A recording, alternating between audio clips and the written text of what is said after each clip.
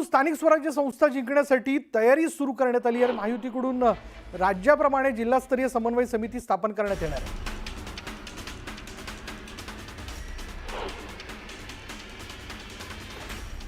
शरद पवारांच्या राष्ट्रवादीचे प्रदेशाध्यक्ष जयंत पाटलांनी प्रदेशाध्यक्षपदाचा राजीनामा दिला। शशिकांत शिंदेंकडे प्रदेशाध्यक्षपदाची जबाबदारी देण्यात आली। पक्षात नाराज असलेल्या प्रकाश महाजनांनी मनसेच्या प्रवक्तेपदाचा राजीनामा दिला। देव बदलणार नाही आणि देवानं बोलवल्याशिवाय जाणार नाही, राजीनाम्यानंतर महाजनांनी हे वक्तव्य केलं। खासदार संजय राऊतांनी उद्धव ठाकरेंची मुलाखत घेतली आहे। ठाकरेंच्या मुलाखतीचा टीझर जारी करण्यात आला। 19 आणि 20 जुलैला ठाकरेंची संपूर्ण मुलाखत प्रकाशित होणार आहे। युतीचा निर्णय योग्य वेळी घेणार असल्याचं वक्तव्य राज ठाकरेंनी केलं। तर युती होईपर्यंत निवडणुकीच्या कामाला लागण्याचे आदेश राज ठाकरेंनी पदाधिकाऱ्यांना दिले। विधानभवन परिसरात पुन्हा नितेश राणे आणि आदित्य ठाकरेंमध्ये कोल्ड वॉर पाहायला मिळालं। नितेश राणे पोडियमवर बोलत असताना आदित्य ठाकरेंनी शेलक्या शब्दात टीका केली। रिपाईच्या कवाड्या गटाचे जिल्हाध्यक्ष राजाभाऊ सावळेंवर जीवघेणा हल्ला करण्यात आला आणि हल्लेखोरांनी वाहनाची तोडफोड केली। यात राजाभाऊ सावळे थोडक्यात बचावलेत। वाहनामधील एकाला उचलून नेल्याची पोलीस स्टेशनमध्ये तक्रार दाखल करण्यात आली। नाशिकमध्ये महाविकास आघाडीतून गळती सुरूच आहे। भारतीय राष्ट्रीय आदिवासी काँग्रेसचे प्रदेश सचिव वैभव ठाकूर अजित पवारांच्या राष्ट्रवादीत पक्षप्रवेश करणार आहेत। सोलापूरमध्ये उपमुख्यमंत्री अजित पवारांनी शिंगारे कुटुंबियांची भेट घेतली। सोलापूर जिल्हा बँकेचे संभाजी शिंगारेंचं निधन झाल्यानं अजित पवारांनी कुटुंबियांची सांत्वनपर भेट घेतली। प्रवीण गायकवाडांवर शाईफेक करणाऱ्या दीपक काटे आणि त्याच्या 2 साथीदारांना 2 दिवसांची पोलीस कोठडी सुनावण्यात आली। तपास अधिकाऱ्यांनी 7 दिवसांची कोठडी मागितली होती। संभाजी ब्रिगेडचे प्रदेशाध्यक्ष प्रवीण गायकवाड शाईफेक प्रकरणी आरोपींच्या संख्येत वाढ झाली आहे। आरोपींची संख्या 7 वरून 10 झाली। 7 आरोपींचा पोलिसांकडून शोध सुरू आहे। जळगावमध्ये महाराष्ट्र जनक्रांती मोर्चाच्या कार्यकर्त्यांनी आंदोलन केलं। प्रवीण गायकवाडांवर शाईफेक करणाऱ्यांवर कठोर कारवाई करण्याची मागणी करण्यात आली आहे। संभाजी ब्रिगेडचे प्रदेशाध्यक्ष प्रवीण गायकवाड शाईफेक प्रकरणी आरोपींच्या संख्येत वाढ झाली। आरोपींची संख्या 7 वरून 10 झाली आहे। 7 आरोपींचा पोलिसांकडून शोध घेतला जातोय।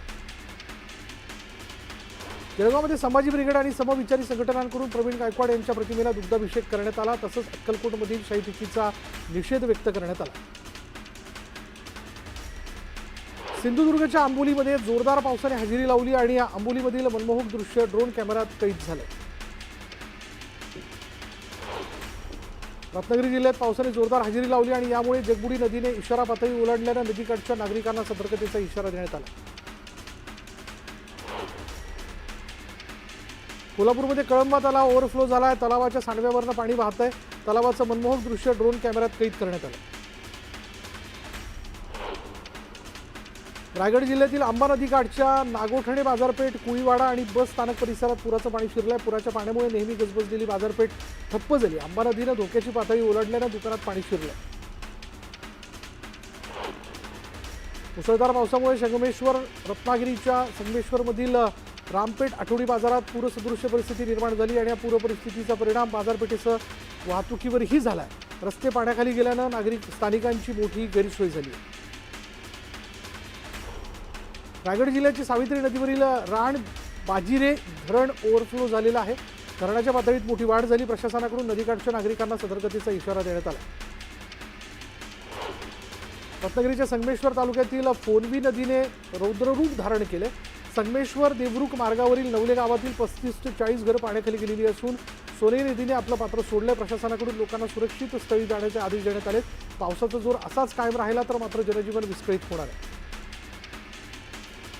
मुसळधार पावसामुळे रत्नागिरी जिल्ह्यातील सर्वात मोठी नदी असलेल्या जगबुडी नदीने जवळपास धोक्याची पातळी गाठली आहे। 7 मीटर ही या नदीची धोक्याची पातळी असून सध्या ही जगबुडी नदी 6.7 मीटर इतक्या पातळीवरनं वाहते आणि काही ठिकाणचे रस्ते पाण्याखाली गेलेले असून पावसाचा जोर देखील कायम आहे। प्रशासनाने विनाकारण नदीकाठी न जाण्याचा इशारा दिलाय तर परिसरातील गावांना देखील अलर्ट जाहीर करण्यात आलाय। थेट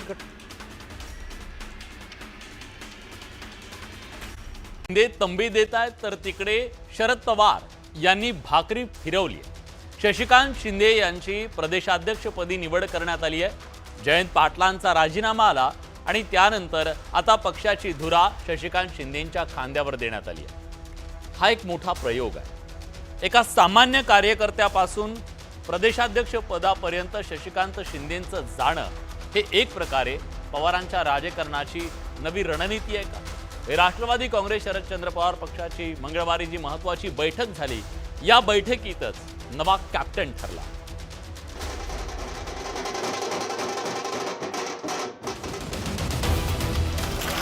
एक पाऊल मागे घेतलंय. अखेर जयंत पाटलांचा राजीनामा. नाव असेल किंवा नसेल, पण कामातूनच ओळख मिळेल, कारण मी जयंत आहे. शशिकांत शिंदे नवे प्रदेशाध्यक्ष. शरद पवार यांनी भाकरी फिरवली. गेल्या अनेक दिवसांपासून राजकीय वर्तुळात जी चर्चा होती त्यावर अखेर शिक्कामोर्तब झालं.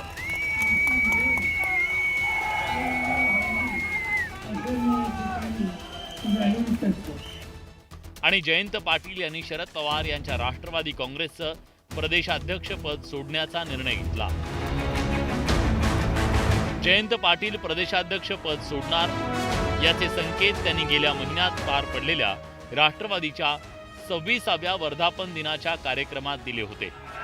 शेवटी पक्ष पवार साहेबांचा आहे, त्यामुळे पवार साहेबांनी याच्यावर योग्य तो निर्णय, कारण आता आपल्याला बरंच पुढं जायचंय. 7 वर्षाचा कालावधी दिला. शेवटी पक्षाने नव्या चेहऱ्यांना संधी देणं आवश्यक आहे. अशी मागणी भर कार्यक्रमात जयंत पाटलांनी शरद पवार यांच्या समोर केली. मात्र स्थानिक स्वराज्य संस्थांच्या निवडणुकीचा हवाला देत पवारांनी या चर्चेला पूर्ण विराम दिला होता. मात्र 2 दिवसापूर्वी जयंत पाटलांच्या राजीनाम्याची बातमी आली. मात्र जयंत पाटलांनी सोमवारी राजीनाम्याचं वृत्त फेटाळलं. मी राजीनामा दिलेला नाहीये. आता राष्ट्रवादीच्या पार पडलेल्या बैठकीत जयंत पाटलांनी प्रदेशाध्यक्ष पदावरून पायउतार होण्याचा निर्णय घेतलाय. मी मुख्य सेनापती होतो. मी एक मुख्य सेनापती होतो. सेना अजूनही सज्ज आहे. नव्या युगातही शाहू फुले आंबेडकरांचा पुरोगामी विचार हाच आमचा ध्यास आहे. राजीनामा दिला असला तरी शरद पवारांच्या राष्ट्रवादी काँग्रेसपासून दूर जाणार नाही असं जयंत पाटलांनी स्पष्ट केलंय. मी जातो आहे, पण सोडत नाही. एक पाऊल मागे घेतलंय, पण उद्दिष्ट अजूनही ठाम आहे. कालही महाराष्ट्रासाठी होतो, आजही आहे. नाव असेल किंवा नसेल, पण कामातूनच ओळख मिळेल, कारण मी जयंत आहे. त्याचे सगळेजण सोडून गेले तेव्हा तुम्हाला काय वाटतं, शरद पवार आपल्या जयंत पाटलांना संधी आली नसेल, कुठनं विचारणा झाली नसेल? पण त्यांचं म्हणणं एकच आहे की शरद पवार साहेब हे जादूगार आहेत. जितेंद्र ह्या नेतृत्व कधी कांडी फिरवेल सांगता येत नाही.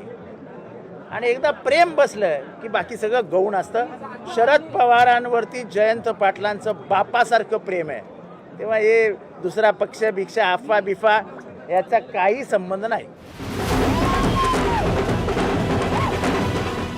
जयंत पाटलांच्या जागी शशिकांत शिंदे यांची निवड करण्यात आली आहे. माथाडी कामगारांचे नेते अशी शशिकांत शिंदेंची ओळख आहे. 1999 साली जावळी विधानसभा मतदारसंघातून ते विजयी झाले. कृष्णा खोरे पाटबंधारे महामंडळाचे जलसंपदा मंत्री म्हणून त्यांनी काम पाहिलं. 2009 ते 2014 मध्ये कोरेगाव विधानसभा मतदारसंघातून ते विजयी झाले. मात्र 2019 आणि 2024 मध्ये कोरेगाव मतदारसंघात महेश शिंदेंकडून ते पराभूत झाले. शशिकांत शिंदे हे सध्या विधान परिषदेवर आमदार आहेत. शशिकांत शिंदे शरद पवारांचे निष्ठावान म्हणून ओळखले जातात. महाराष्ट्राच्या सत्तेमध्ये आणण्यासाठी मी दिवसरात्र कष्ट करेल अशा प्रकारची निश्चितपणाने आपल्याला ग्वाही देतो. आणि त्याचबरोबर पक्षामध्ये अनेक दिग्गज नेते या पक्षाच्या कामासाठी अध्यक्षपदासाठी पात्र असताना सुद्धा मला जी संधी मिळाली त्या संधीचं सोनं करण्याचा प्रयत्न मी 100% करेल. जयंत पाटील यांनी दिलेला राजीनामा आणि त्यांच्या जागी शशिकांत शिंदे यांची झालेली नियुक्ती याबाबत राजकीय प्रतिक्रिया उमटल्या. नंतर जयंतराव पाटलांनी ही 7 वर्षापेक्षा जास्त राष्ट्रवादी काँग्रेस पक्ष शरदचंद्रजी पवार साहेब यांचं अतिशय समर्थपणे आणि तितक्याच उत्तम प्रकारे सांभाळलं.